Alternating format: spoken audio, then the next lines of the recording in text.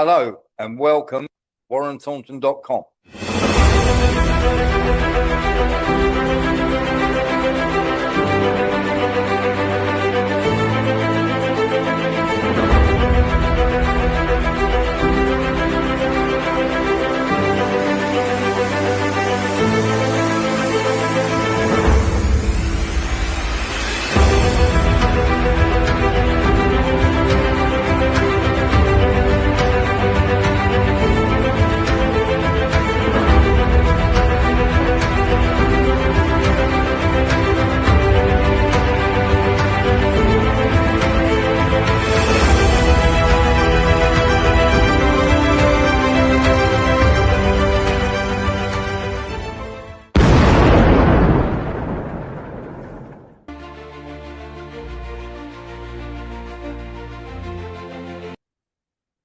Hello, everybody, and welcome to WarrenThornton.com. We will be being joined by Lembet Opik. He's running a little late. He'll be here about 15:15. But some of the main news stories we're going to get through are some of these. I never close my eyes, and the sky's on fire. I can't waste another night sitting here alone. We can do it all again, and I'll never let you go. There we are. So, of course, this is the news that Morgan McSweeney has literally resigned from the government today. He was the kingmaker in chief. He was the person who was responsible for going after Corbyn, Chris Williamson, and many others. So many people who were not in the Israel lobby will be very, very happy indeed. And of course, people would turn around, and as Alexis says, of course, he bailed. He was basically, it was either jump or be pushed. And of course, we're going to see more and more resignations. Now, it is quite staggering that the likes of Pam Bondi, Kash Patel, and of course, Dan Bongino turned around and said, there's nothing to see here. Well, if there's nothing to see here, why are we suddenly getting all around the world these various people resigning? And there is more to the Epstein files as well. And we'll talk about that in a short while as well. But just to let you know what we've got coming up. So the first hour is basically we put on. The second hour, we show you videos and stuff that we can't put on normal mainstream media. We will be shut down by the very people who don't want you to know what's going on. We will be talking tonight about Mandelson. We'll be talking about Pam Bondi. We'll be talking about the USS Abraham Lincoln. 14-year-olds being able to marry. We'll be talking about the new cemeteries that the Ukrainians are building, some of the Epstein files and some of the awful stuff. The gentleman, or the two gentlemen and the one lady that has escaped, who took part in trying to assassinate part of the Russian peace deal group. We'll be talking about the Benghazi attack as well. We'll be talking about censorship, chemical warfare in Gaza. We'll also be talking about the DOJ and Trump's lawyer, who is now the deputy in the DOJ, saying that there's nothing to see here, Gov, honest. It was Gaddafi's son's funeral today. We'll be talking about a really strange idea of jerky and beef jerky and human flesh. I know, sounds crazy, but it's probably not as crazy as it sounds. We'll be talking about how Lutnick has lied. We'll be talking about Macron. We'll be talking about Maxwell and BlackRock. We'll be talking about Trump being in trouble for the monkey post on his Truth Social. We'll be talking about Mr. Beast and his connection to the Rockefeller Foundation. We'll be showing you Nick Fuentes talking about Normal Finkelstein, Rachel Chandler, who has now come out as somebody very strange. We'll be having a look at Rupert Lowe, who's turned out to be nothing better than, of course, Tommy Robinson or Keir Starmer. We'll also be talking, looking at a funny story where the Ukraine embassy in Moscow has been fined for not paying their electric bill. We'll also be talking about former US Navy Secretary Brunel with Epstein, and of course, how many times your country appears in the Epstein files, and various other stories as well. So as I say, we've got absolutely tons to get through, and we will start first of all with the Lembit will be along shortly, and we'll start talking all about the English very, very soon. But what we do need to do is have a word about the people who have been arrested for the attack. Now, you probably are, unless you're on planet Mars or whatever, you would have heard about the Lieutenant Colonel Alexeyev, who was the victim of an attempted assassination by the usual suspects, the Ukrainians, the SBU, once again, trying to kill somebody. But here's the thing, he was part, I do apologize, he was part of the peace process. And of course, what we have is two Ukrainian women and one Ukrainian woman, sorry, and two guys. One was a former Ukrainian who moved to Russia, and another one was a Russian who was opposed to Vladimir Putin, taking part in the assassination. Well, let's hear from the officials inside of Moscow about that, first of all. Следственным комитетом России во взаимодействии с ФСБ и МВД России установлены трое лиц, причастных к покушению на первого заместителя начальника Главного управления Генерального штаба Вооруженных сил Российской Федерации генерал-лейтенанта Владимира Алексеева. В кратчайшие сроки на территории Московского региона задержан пособник в совершении этого преступления Виктор Васин. Ему предъявлено обвинение в посягательстве на жизнь военнослужащего и незаконном обороте огнестрельного оружия. Кроме того, установлена причастность выехавшей на территорию Украины Зинаиды Серебрицкой.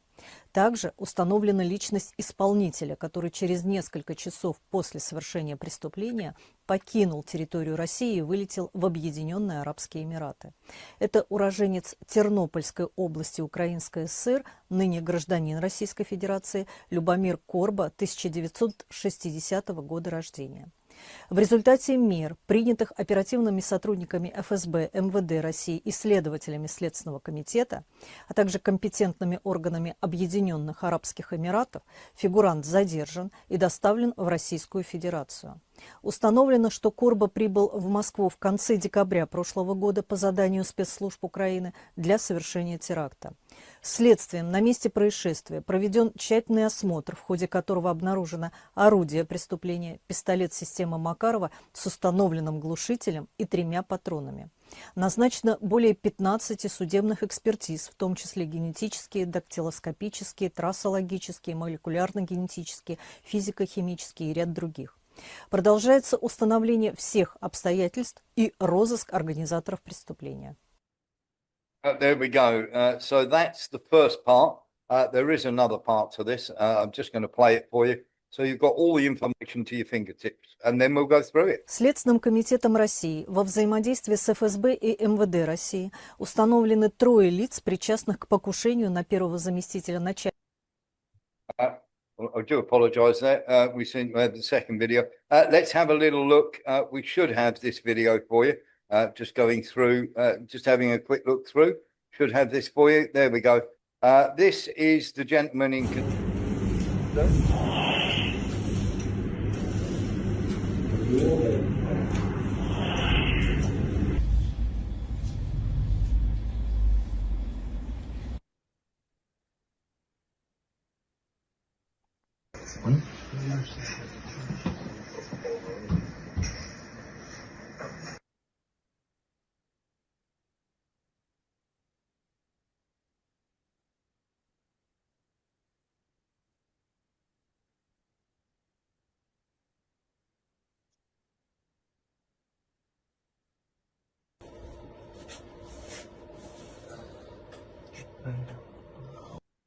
Not a very clever place to dump a gun.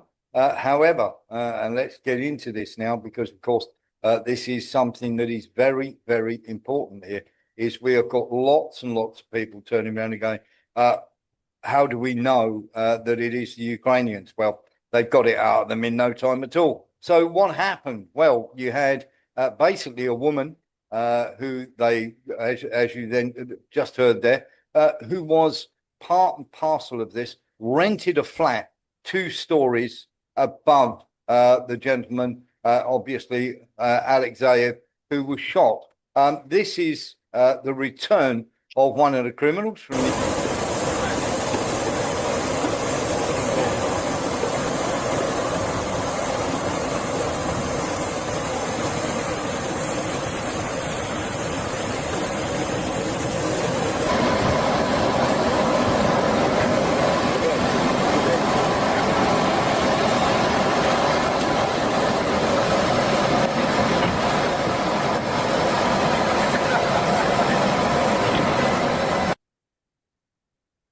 there we are. I wouldn't like to be in his shoes. Now, there's no doubt whatsoever that the SBU carried this out, and of course they carried that out on the orders of their masters. It'll never be proven because the literally the buck will stop where, of course, they had contact, and it will prove to be the Ukrainian SBU that carried it out. They carried out the attempted assassination of Alexander Dugin, and they killed his daughter Daria, and of course they were responsible for the St. Petersburg cafe bombing, where they killed Vladimir Tartarsky. They also have history, Ukraine, of doing this before. In 2022, when we had the peace deal on the table, the chief negotiator for the Ukrainians, having made a peace deal, and of course Biden and Boris Johnson didn't want that peace deal to go through, then took it upon themselves to get hold of the SBU, and they took literally the guy out and assassinated him. And then, of course, they phoned. They tried to make it look like they hadn't done it, and it was some faction in the SBU, because then supposedly a phone call was made to the SBU where they could find his body. How very neat and convenient. If you're going to execute someone, you certainly don't phone them up and tell them where you can find the body. So, of course, it will turn out that Britain and America will have known about this. There is no question about that. People will turn around and go, no, no, no, you've got no proof of that. You don't need proof. It's happened time and time again. And eventually it will be traced back to either America or, very simply, the UK. The choices are America, UK, and France, but they will have carried them out for their masters. So you know where the chain of events leads here. And we know that all these puppets that are in governments, of course, are mainly owned by banks and everything else. You will find that BlackRock and many others are behind it. We've got somebody's got their. There we go. Let's just mute that person. They got their mic open. Let's get into some of this then, because this is something that is not going to be let go. They are hopping mad about this, and they've every right to be. And of course, he is a much decorated hero in Russia, and of course, many people are talking about the peace deal is now scuppered. This is the woman who has escaped to Ukraine. This is the one who rented the apartment 2 floors above Alexeyev, and she is now, of course, she fled to Ukraine just before the fun and games started and the assassination attempt was carried out. Now, there's going to be lots of blowback on this. There's no question that they are going to go mildly posse over this, and the Russians are not going to be happy whatsoever. And in fact, they've made it very, very plain through a back channel that the attempted, and there is every chance that Alexeyev may not walk away from this. There are conflicting reports that he is okay, and conflicting reports saying that he is not okay at all, and they might be announcing his death very shortly. A bit of a giveaway, if you can call it that, is when they turn around and say the murder of.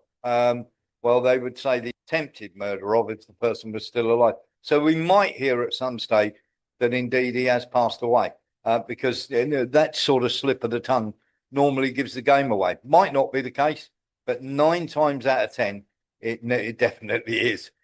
So very simply, what we're going to do is we're going to keep a real eye on that for you. And the moment we know, we'll be all over it like a cheap suit. So that's where we are standing at the moment. But there has been no doubt that the UAE received a back channel phone call. And we've got this from a member of an embassy through which it went through. The Russians very quickly found out that this person had fled to the UAE and very quickly got in touch with the United Arab Emirates and made it very, very clear to the United Arab Emirates that they were to arrest this person and return him to Russia. If not, there were going to be serious, very serious consequences indeed. Obviously, they listened. They went out. They grabbed him, and they literally dumped him back on a plane and had him on the way very, very quickly. The Russians, so I am told by our friend who is next to who is very close to Peskov, made it very, very clear that they expected him to be arrested and put back on a plane within 24 hours. That happened. And of course, when it came to that, the Russians were certainly not messing around at all. We're going to get in to some other stuff as well. We will be having, as I say, we will be having Lembit with us at some stage. Now, they are talking about the hits that the Ukrainians have taken because there was an absolutely massive bombardment last night where they were hit left, right, and centre. They're going to keep going with it. They're not going to stop. And of course, there are all sorts of main problems. Now, there are many more Ukrainian civilians are risking their lives by fleeing across the border to Russia. Let's have a look.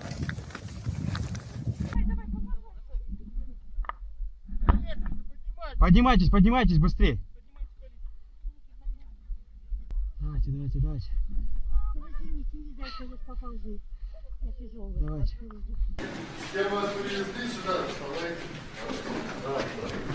Пока руки помоют, потом документы сейчас сфотографируйтесь у меня. Это один из нескольких пунктов ВПР, которые были созданы в Донецкой Народной Республике. На сегодняшний день уже по ВПР было отработано 2225 человек из населенных пунктов. Сначала приезжают сюда, с ними здесь работают. Соответственно, здесь также получают ночлег, питание. В дальнейшем также отрабатывают с ними здесь уже наши сотрудники военной полиции и волонтеры, которые находятся здесь. There we are. So as you can see, and those people generally tend to want to be there because, how can I put it?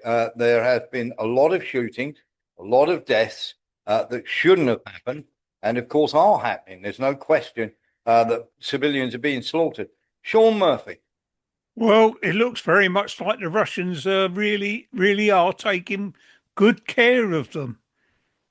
Yeah, they generally tend to, Sean. The problem that we get, of course, and it is a massive problem.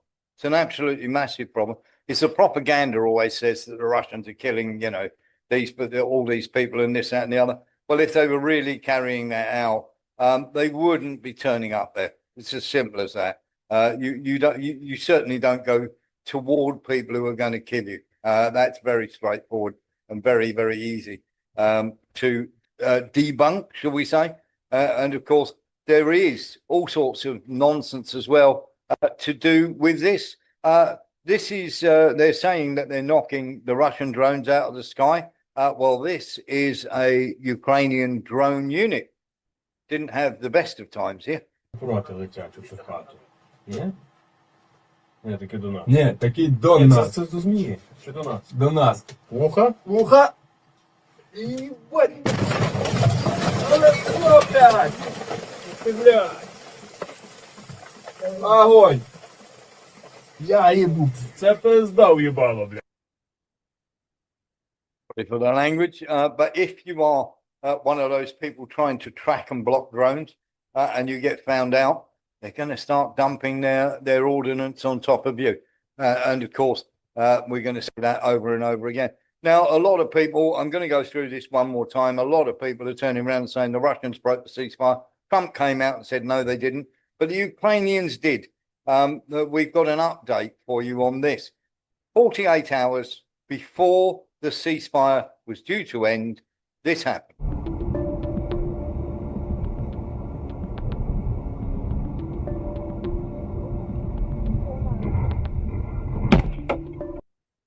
That was the Ukrainians bombing a civilian car. Okay, and very, very simply, when they bombed the civilian car, they killed 3 of the passengers, and the 4th passenger survived but was in critical shape in hospital. Well, it's my sad duty to inform you that that person died as well. Now, that included the mother and father and 2 children. So pretty awful. And of course, that's a war crime, no question about it. But of course, as it is Ukraine, they will get away with it, as per usual. We're going to be joined by Lembit Opik very, very shortly, and then we're going to get straight into all the stuff that has gone on to do, shall we say, with Peter Mandelson, and of course, definitely giving up, shall we say, his job. Morgan McSweeney, who has decided that he doesn't want to have any more part of it. Jumped before he was pushed, I think, is probably the word that you're looking for when it comes to that. There is one more thing that I do want to say on the Ukraine war, and it really is bad. And of course, you will remember that we have said over and over and over again how many people were dying in Ukraine. Hello, Lembit. How the devil are you? Lembit should be with us in a second. Can't hear him at the moment. Let's ask him to. There we go. He should be able to. Can you hear us, Lembit? We can't hear you. That will be Lembit's mic. I'm sure he'll sort that out. Just give us a shout when you're up and think you're ready, Lembit. Very, very simply. So let's get into this while Lembit's sorting out whatever microphone issues he needs. We have a story. Can you hear me now? We can hear you now, Lembit. Okay, Welcome to the show. Yeah, thank you. I said I'm in better shape than Morgan McSweeney, but let's just maybe we'll come back to that. So I'll wait till it's my turn. We to talk are about coming him. to that in literally less than 2 or 3 minutes. Gotcha. We are just going to tell you about the Ukrainians, the 14-year-olds, by the way. There has been a lot of back and forth about did the Ukrainians really are they going to allow 14-year-olds to marry? Yes, there's a lot of people turning around saying, no, it's never going to happen. It's complete nonsense here. Everybody's talking nonsense. No, it's absolutely true. And of course, just to let you know as well, that there are now the Ukrainian government is buying another 40 hectares. Now, they keep buying these parcels of land from landowners. Now, obviously, it is in, shall we say, in a language you can't read, but the Ukrainians have bought 40 hectares, and those hectares are going to make the 248th cemetery.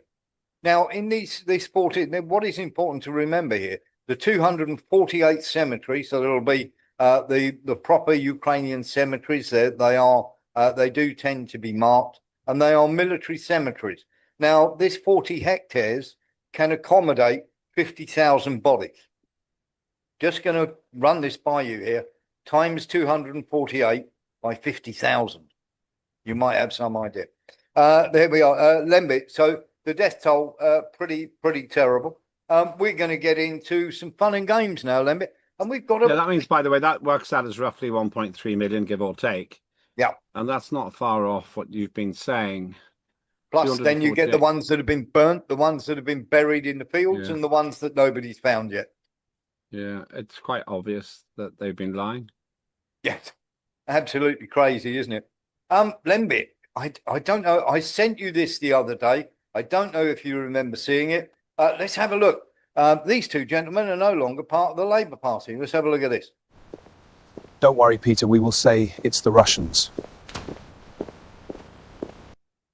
There we are, Morgan McSweeney and Peter Mandelson. That obviously was meant to be the thing that went out in the press. We're just going to have a little bit of fun here, because many people have been trying to say, oh, look, it's definitely the Russians and everything else. It completely is not. Yeah, it completely is not. So let's get into this. So very simple. There is an email out there that involves Etude, that involves, of course, that very much has Herzog, of course, in there, Isaac Herzog, and he is meeting with, of course, a gentleman called Seward, who is the chairman of the Labour Friends of Israel and a Labour MP. So we know that is a link between them, and that Tony Blair, Trevor Chin and Jacob Rothschild have been having meetings as well. So the Labour Party is completely embroiled and completely taken over, shall we say, by Israel. And nothing could be further from the stupidity of these people trying to blame Russia. Lembit, I'm going to ask you 2 questions here. Do you know what this is?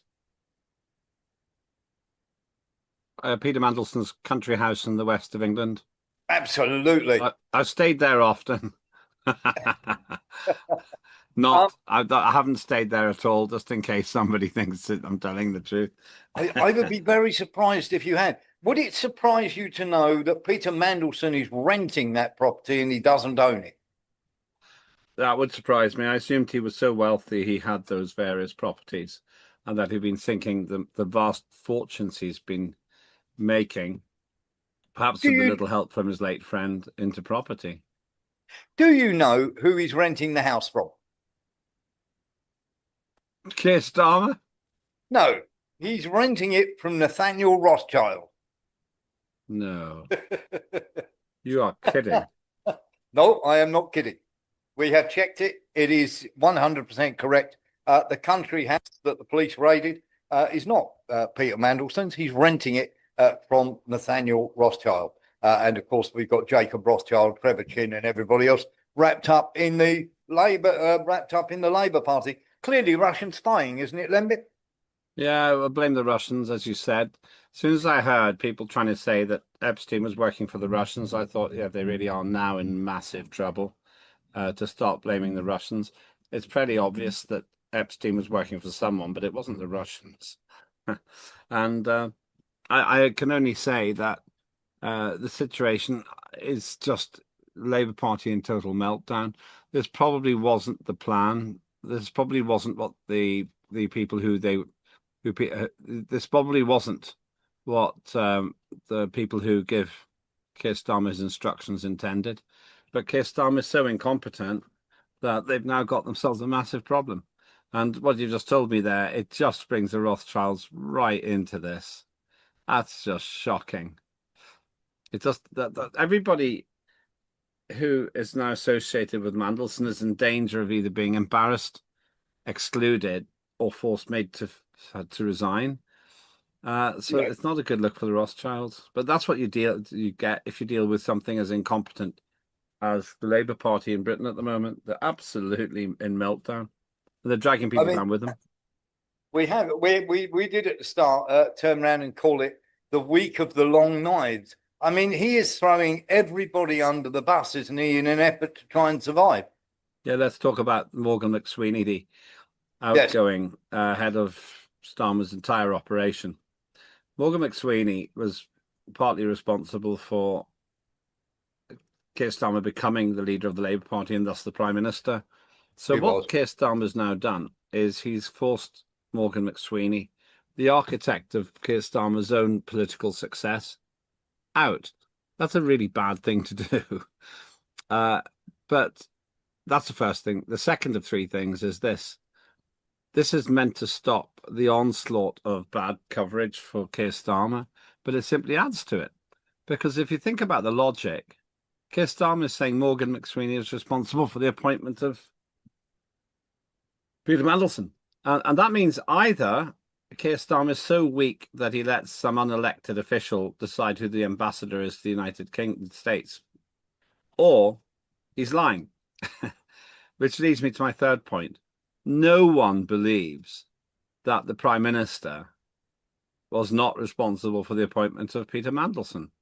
No one believes that. What did Morgan McSweeney say? Oh, I, as your boss, tell you, Keir Starmer, to approve my appointment of Mandelson. So any way you look at it, Morgan McSweeney has been thrown under the bus.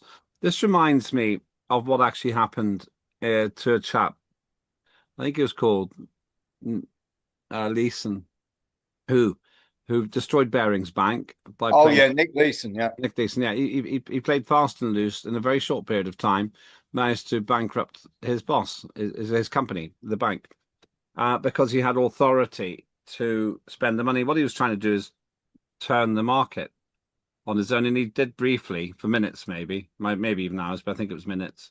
Now, this is what Starmer's doing. He's throwing everything into this. He's essentially bankrupting Labour politically just to try and stay in office. It's quite obvious he's going to have to resign now.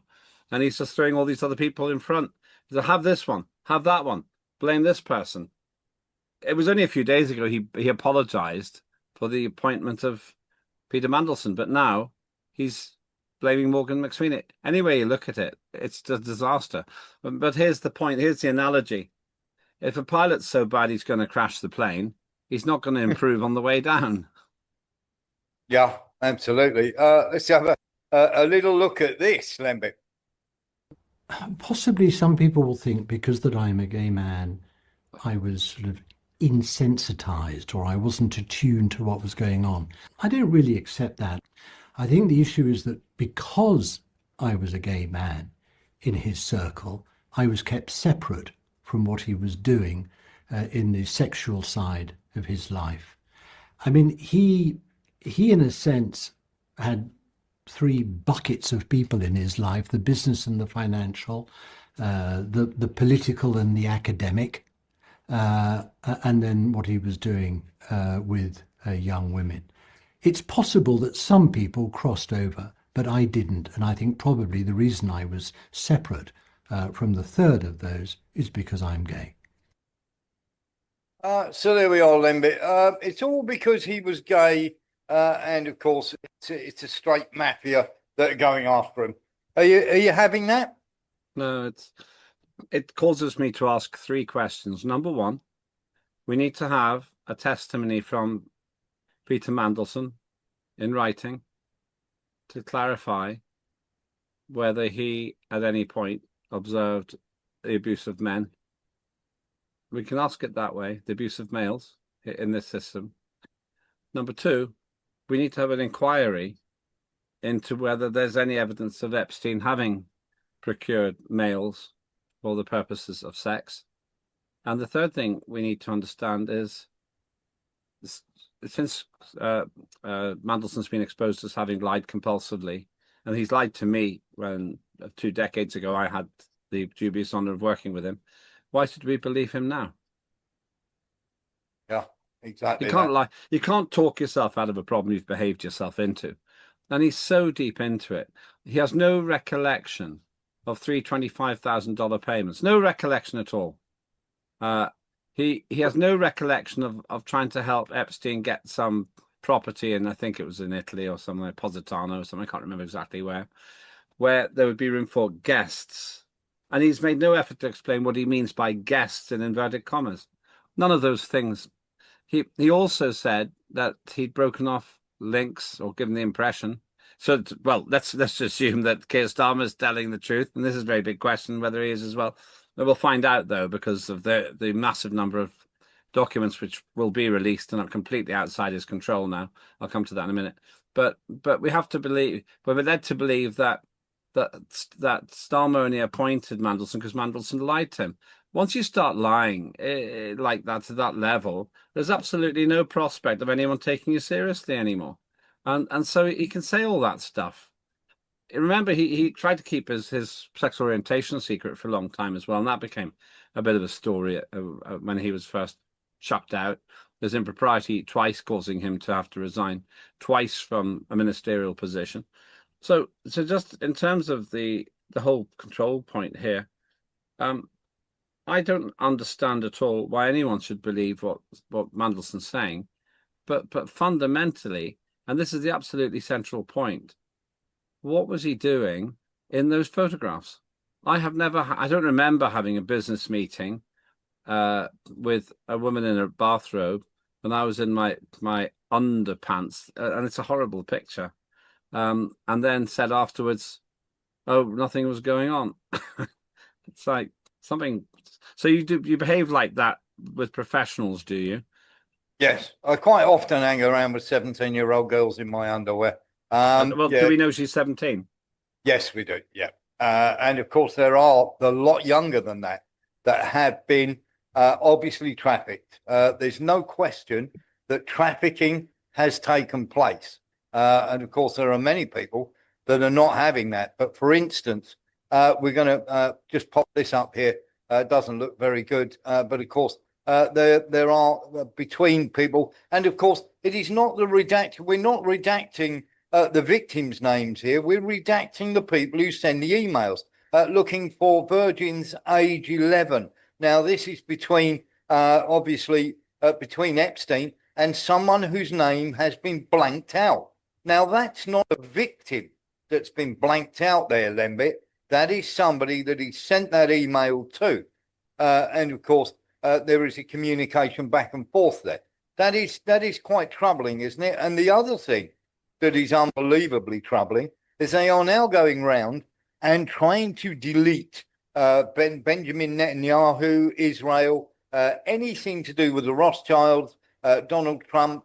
They are starting to redact the names, and the DOJ are going into all those documents and taking them and taking references to people out of those documents where they were forced to release them.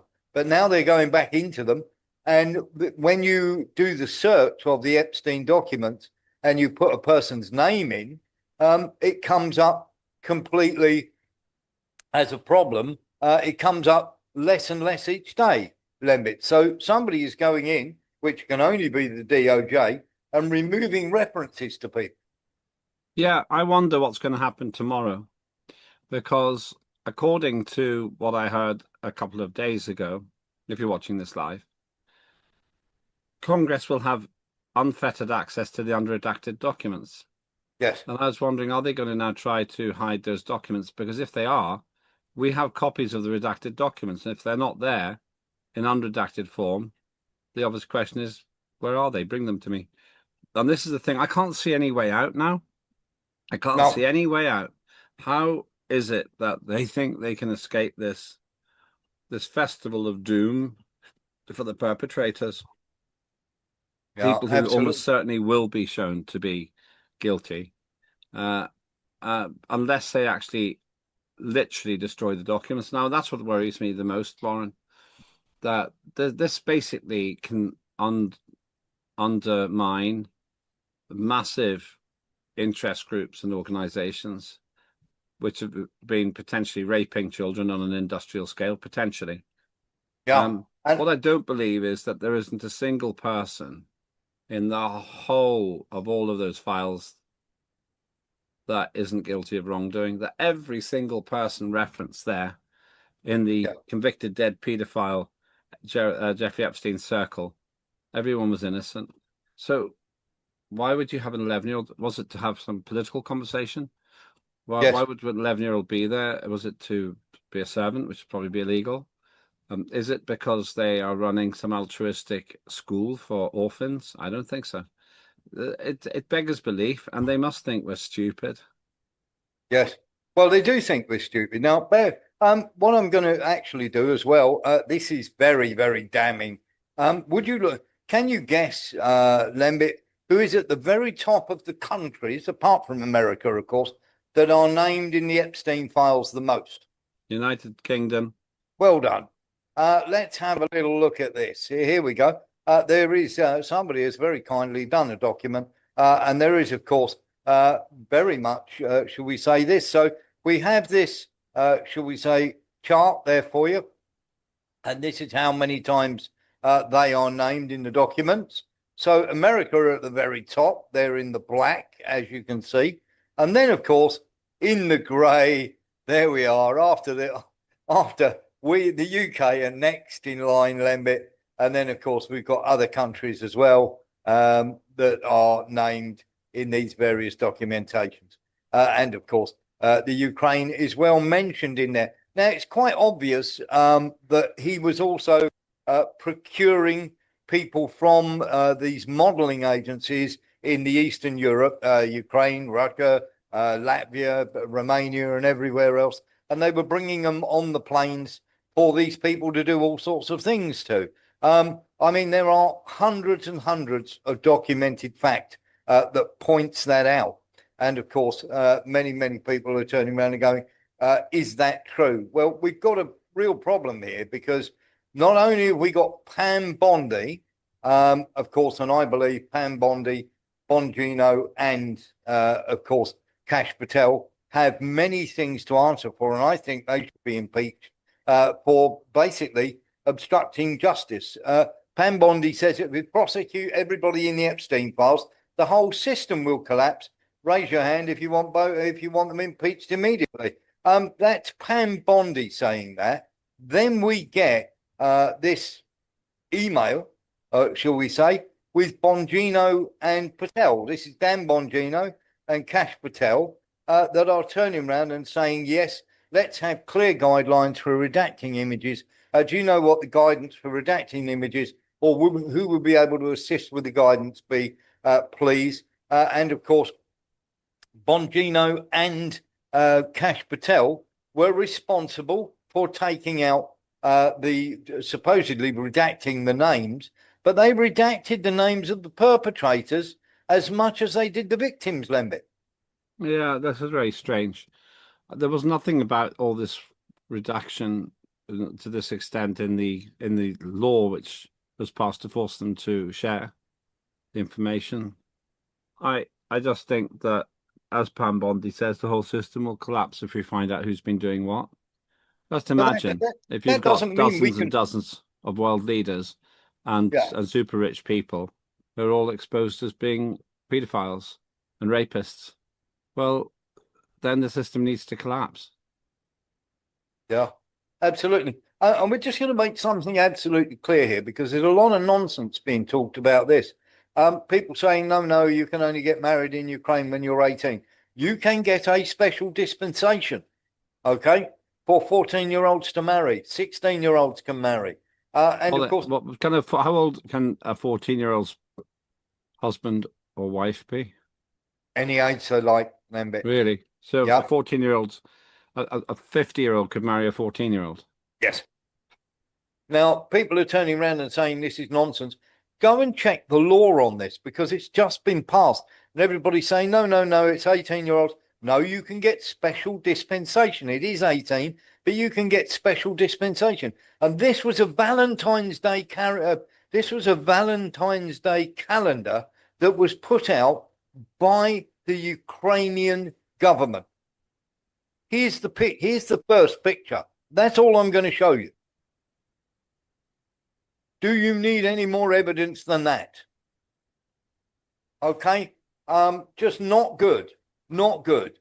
What's it say on the? Do you know what it says on the blackboard? No, I don't. I didn't get that far. I mean, it's just I saw the first 2 or 3 of these, Lembit, and it was just like, no, I don't want to be putting any more of that on. Mark Chamberlain. That's an official. That's an officially official calendar, and they took it down when everybody complained. Even the Ukrainian people complained. Well, I'm looking now briefly. I'm looking now. This is perhaps out of date. In 2012, the Family Code of Ukraine was amended to raise the minimum age for marriage for girls from 17 to 18. But you're saying it's been modified? Yes, you can get special dispensation. There's a new law that they have just passed.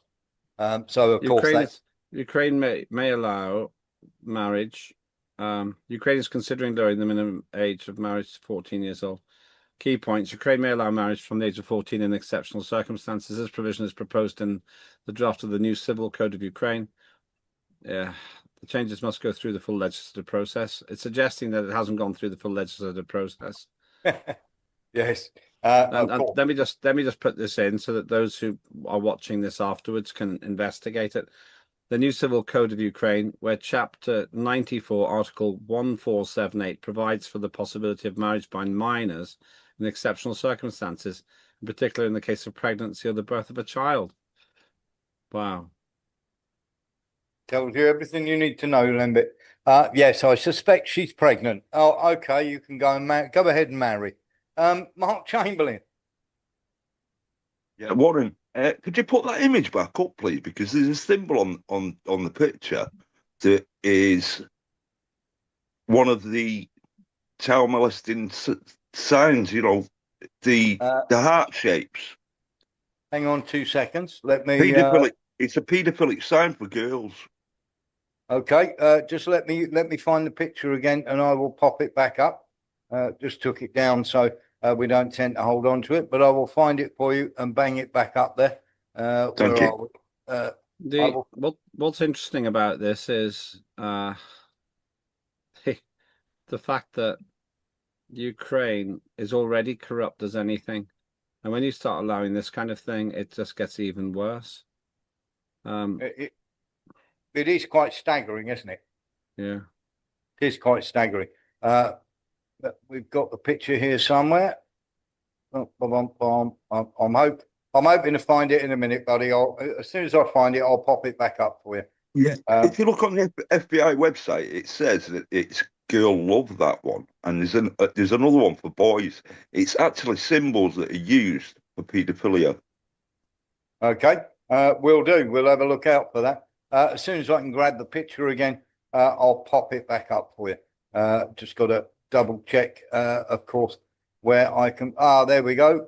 We should be able to get that back up for you in a second. Hang on. So 2 seconds. the Here we go. Okay. Here we go. There we are. There's the picture. Yeah. What symbol are you talking about? On the little board, right, that's Yeah. next to her. Yeah. You see the heart-shaped symbols? Yeah. That's a paedophilic sign. Okay. Well, Okay. I didn't know that. If you look on the FBI website, it'll show you. Fantastic. Okay. So are you? But in which case, the question I'd ask is that picture you put up. Are you saying that's corroborated as state sponsored? Yeah. That was part of the state calendar. Okay, that's not exactly. Is this recent? Yeah. This was for Valentine's Day.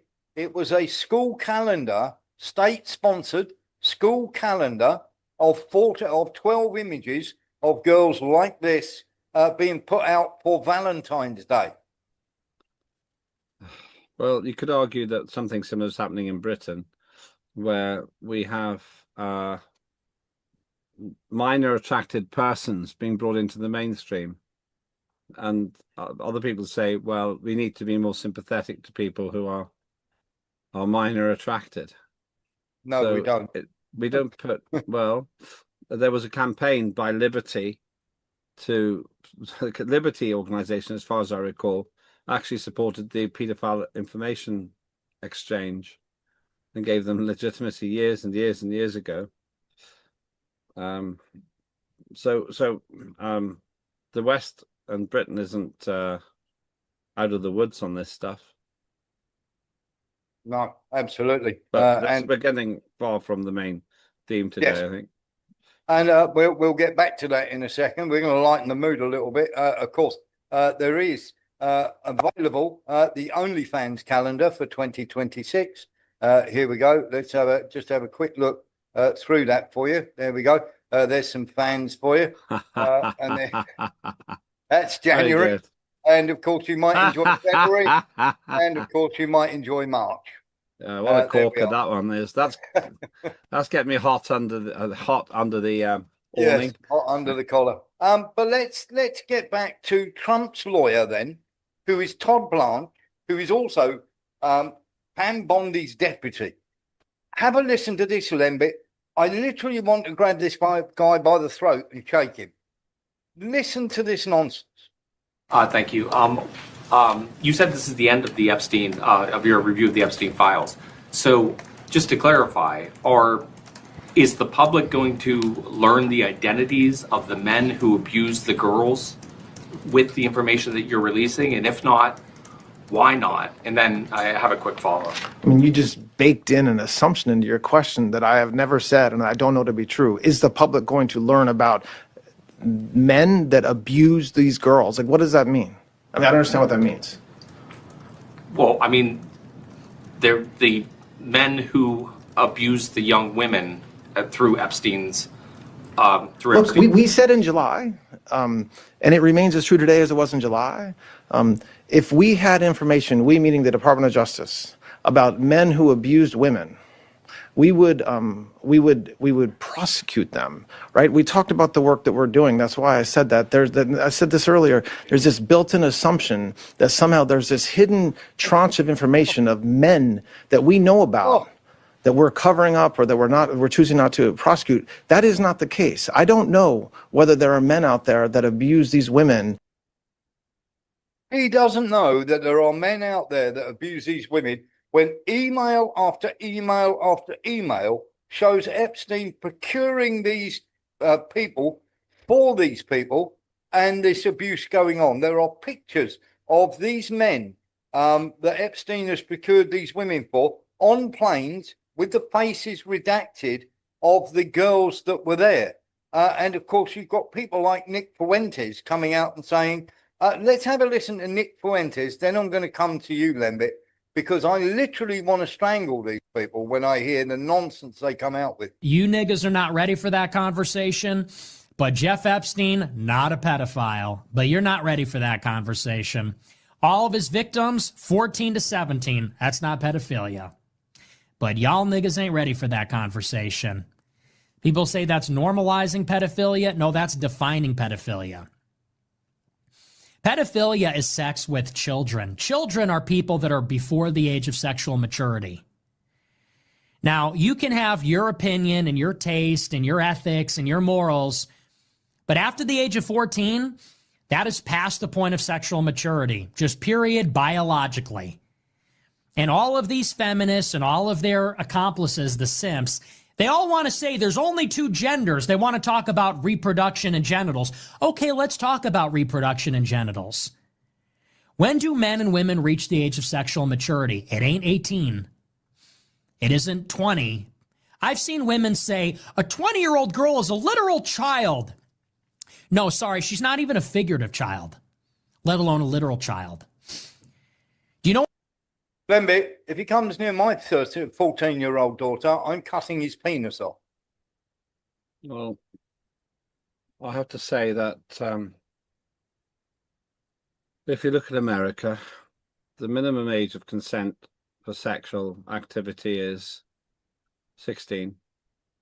There's nowhere, as far as I know, where the age is below that, and in many places it's 18, in fact. So what he said contradicts the law in America.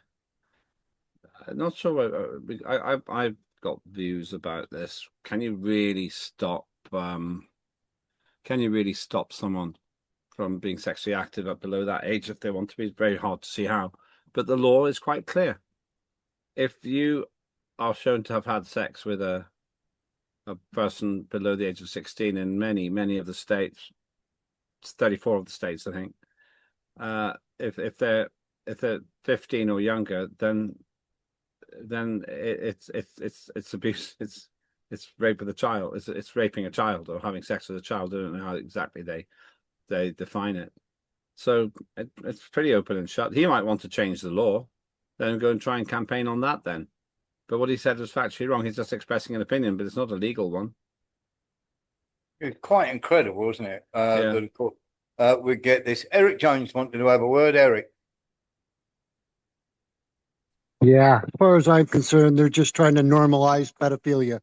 They start at one level and then they just work their way up the levels, and this is just one level of it. That's all. It's just as simple as that.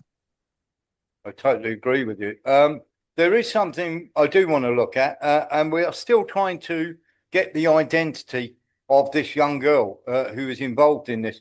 But you're about to see three people. Can you name them, Lembit? Three people who are pretty famous. Epstein. That's one. Don't know who that is. Don't know who that girl is. No, we're still trying to identify her. Okay.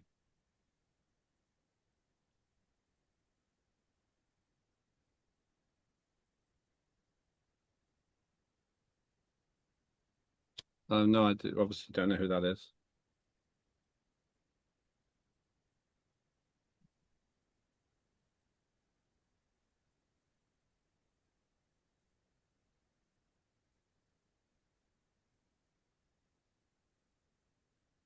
So we don't know who that is. No, we're still trying to identify who that is. But we're about to see two people that one of them you might recognize, one you definitely will recognize.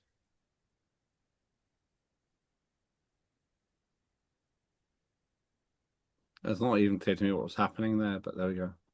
Do you know who that is, Lembit? That person who came out? No. Yeah.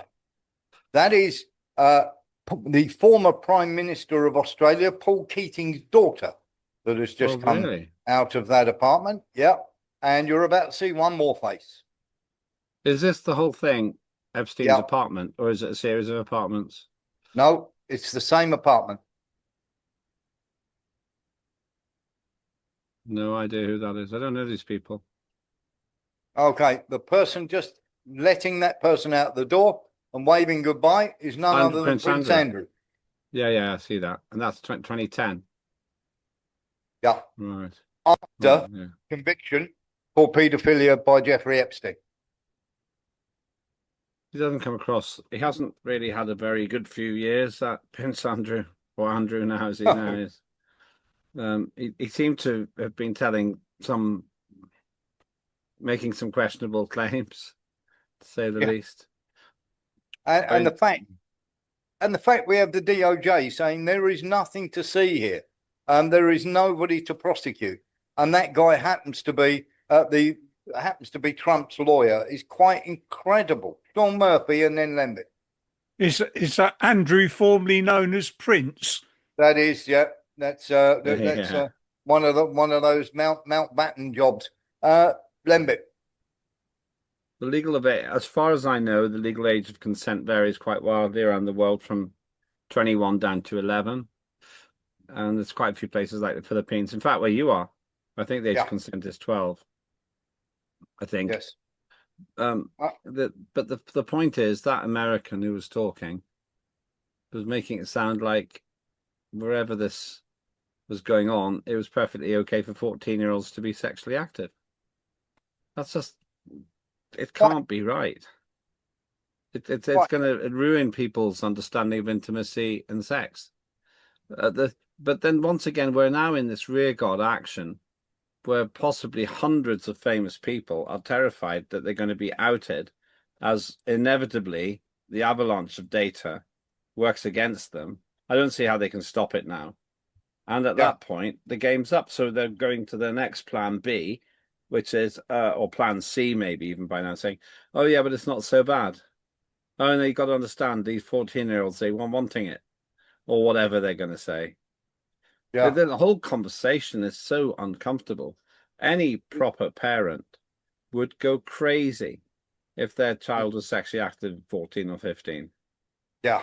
That's you're not wrong. It's totally inappropriate. That's not what you should be doing at that age. You might be becoming aware of your body and asking questions, but you rob somebody's childhood. But the level of exploitation that could be involved is also phenomenal. I mean, I've got a 13-year-old daughter, Lembit, and very, very simply, she's not allowed to have a boyfriend unless he comes and asks me for permission to date her. Yeah. My thought on that is very, very simple. If you haven't got the guts to come and ask me to date my daughter, then how can you protect her against anybody who might be wanting to cause her any harm? Let's have a little look at this, because when he says this, we're now going to blow him out of the water. There is a woman called Rachel Chandler, and she was up to all sorts of things. Now, she was one of the primary faces of this pedo gate, and was a casting agent for Balenciaga. She also worked closely with Balenciaga's creative director, Demona. Now, she's mentioned all over the Epstein files, and by the way, Kamala Harris's stepdaughter Ella modeled for Balenciaga, and of course Ella signed a modeling contract with IMG Models. IMG had 6 different models come out to expose Jean-Luc Brunel and Epstein's abuse of them. She was responsible for picking and procuring models to come across to Epstein Island. There are many, many of these, of course, as you can see.